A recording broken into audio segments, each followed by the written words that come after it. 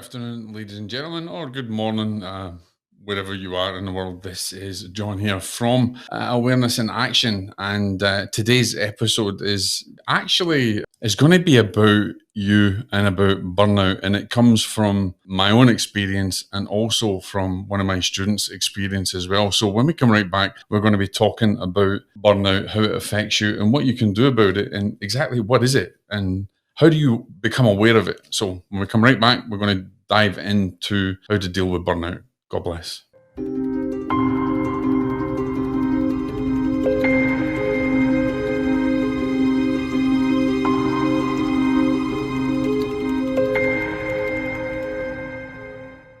Okay, ladies and gentlemen, welcome back. And if you haven't been here before, then welcome. And if you would like to subscribe, then please do so to the podcast, or if you are watching this on YouTube, to the YouTube channel. But we're going to jump right in. We're going to be talking about burnout. And this actually comes from a bit of my experience. And as I said before, one of my students. And we all know that we often work too hard and we don't want to get burned out by everything that we're doing. And I'm the worst. My wife is forever telling me to take a break and to relax more.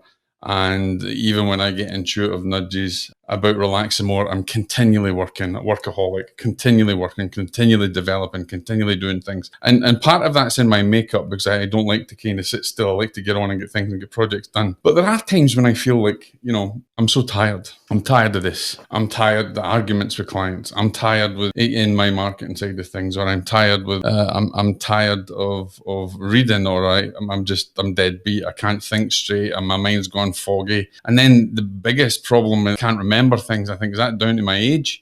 Or is it just the fact that I'm getting burnt out? And the reality is that I'm getting burnt out. And I thought I would talk about this today because one of my students recently, it hit me hard and it made me a little bit concerned because they were getting burned out to a dangerous level. Okay, there's a saying in Japanese called a Karoshi, and Karoshi means, I think, something to do with burnout. I think it means death by burnout or dying by doing too much or something like that. You can look it up, but Karoshi means basically doing too much or death by burnout, whatever it is. This is what a Japanese saying, and that kind of comes from my, understand a little bit of Japanese from my martial art days and things like that. But the reality is real. When we tend to do too much, or we tend to not give ourselves a break, or tend to not have an awareness that something is beginning to become detrimental, there's reasons that we tend to get ourselves into that. And one of the reasons could be that you want to be successful and you believe, wrongly as it is, that the only way to gain success, or the only way to be successful,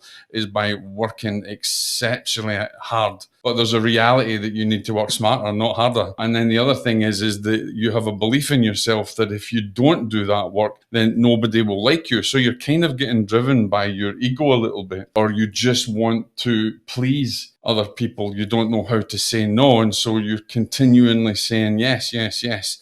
And to the point that you can't think straight, and it's almost like you're seeing double.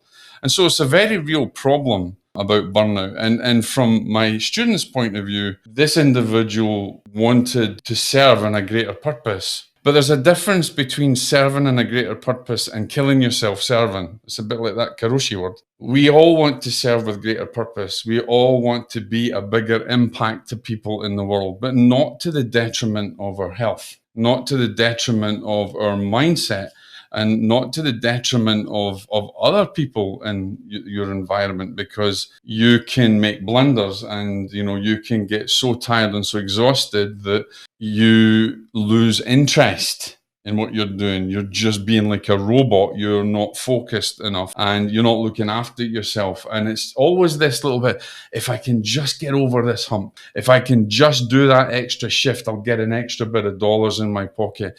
If I just do this for the boss is going to love me and I may get a promotion. Or if I do this, maybe I will get to my goals quicker, and if anybody who's trained in me and knows me, I don't really believe in goals. I believe in transformation. And that's another video that you can go and watch. Here's a couple of tips that I want to give today. Just it's really important. It's important that you know yourself, right? It's important that you know who you are.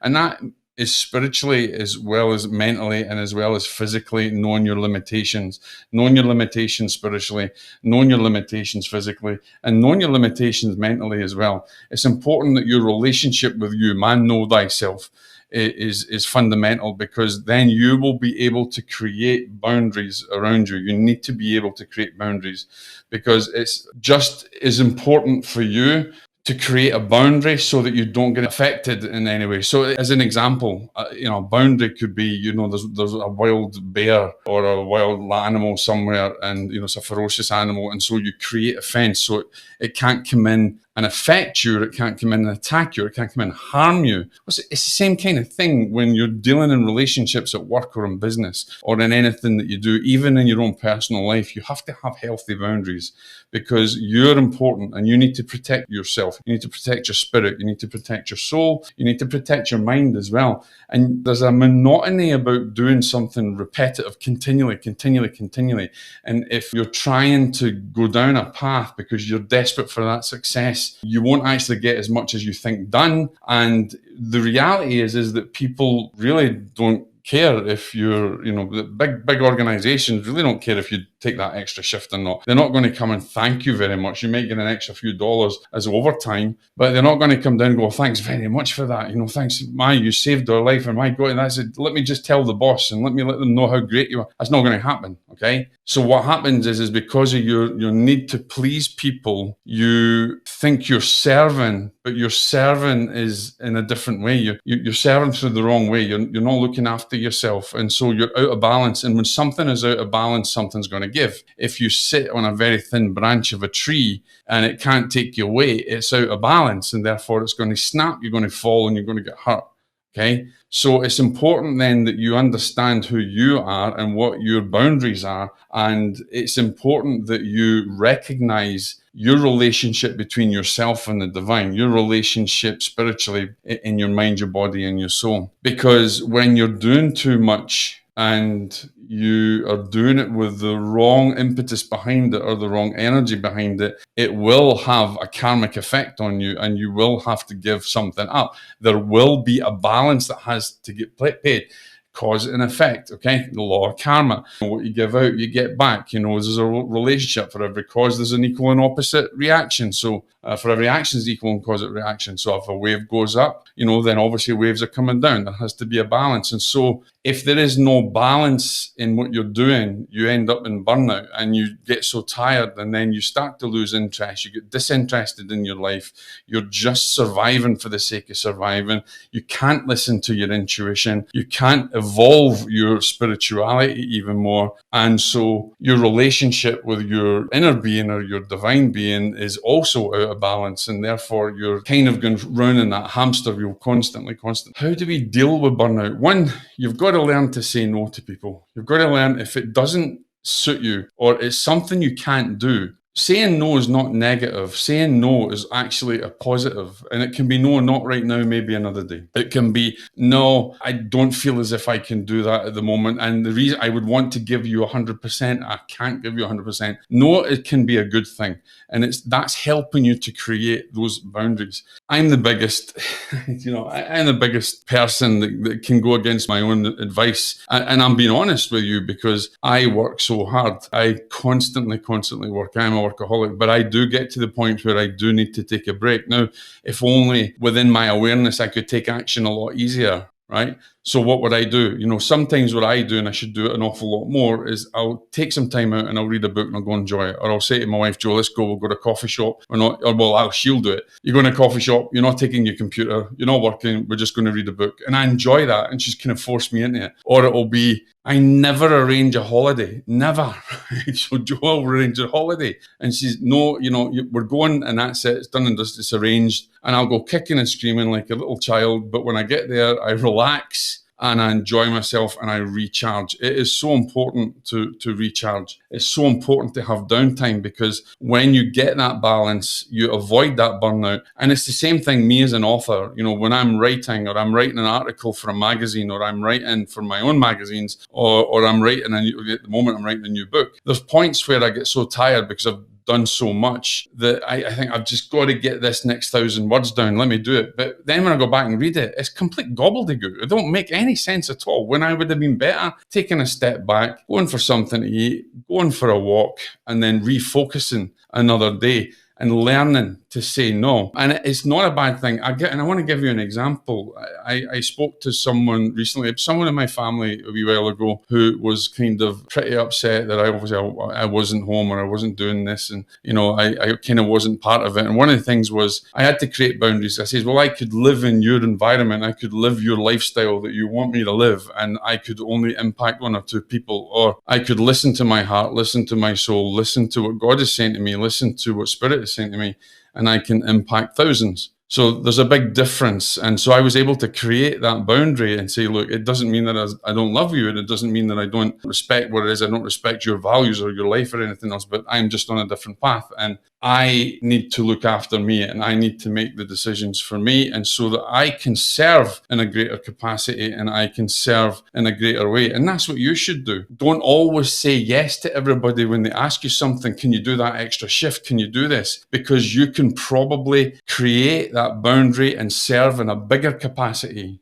serve an even greater capacity with more focus and in more harmony than anything else. So it's important, guys, that in order to really avoid the burnout is that you do understand and know yourself. You do understand and know your relationship within your spirit, within your divine connection, within anything else. That you understand that you can serve in a greater capacity by looking after yourself. And that might mean taking a day off. That might mean going for a trip. That might mean going and doing something you like that's fun, because it will help to recharge you. It might be just be relaxing or socializing with someone else in another group, in a restaurant, or whatever it is you want to do. You must take time away, and you must learn to say no to people, because their expectations will also be out of balance. Because remember, in the big corporate machine, the expectations are based on numbers and results, and not your health or not your spiritual health or not how they would see you. In reality, you become a number rather than an individual, a name. And so once you become aware that you're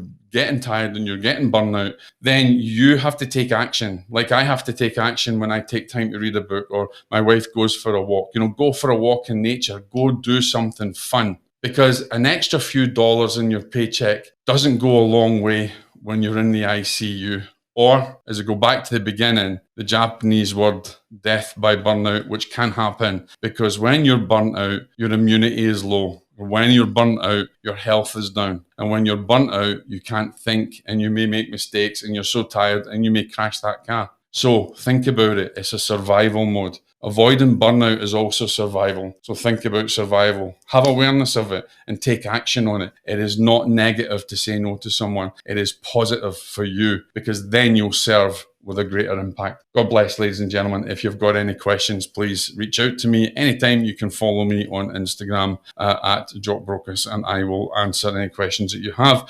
And thank you. Subscribe. If you like the podcast, please think about giving us a review as well. And if you're listening or watching this on YouTube, then please subscribe on YouTube. And most of all, ladies and gentlemen, take some time out, go on holiday, have a relaxing time, meditate, do something out with. Just don't burn yourself out. It is not worth it. And remember that word. We don't want death by burnout. We want to survive and have a greater impact in the world. God bless.